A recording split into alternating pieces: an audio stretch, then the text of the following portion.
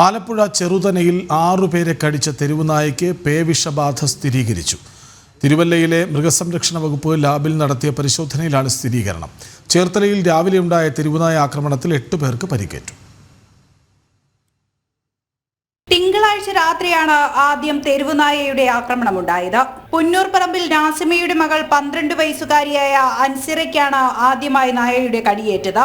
വീട്ടിലെ നായക്കുട്ടിക്ക് ഭക്ഷണം കൊടുക്കാനായി പുറത്തിറങ്ങിയപ്പോഴായിരുന്നു നായയുടെ ആക്രമണം. തുടർന്ന് ഇവിടെ നിന്നും ഓടിപ്പോയ നായ ഇന്ന് രാവിലെ 6 മണിയോടെ ജോലിക്ക് പോകാനായി ഇറങ്ങിയ 5 പേരെ കടിച്ചു. എല്ലാവർക്കും കാലിലാണ് കടിയേറ്റത്.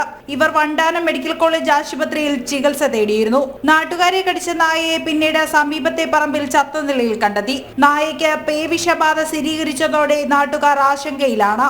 നേരത്തെ കാര്യമായ തെരുവുനായ ശല്യമില്ലാതിരുന്ന സ്ഥലമാണ്. അടുത്ത കാലത്ത് തെരുവുനായകളുടെ എണ്ണം കൂടിയതായും നാട്ടുകാർ പറയുന്നു. ജനം, ആലപ്പുഴ.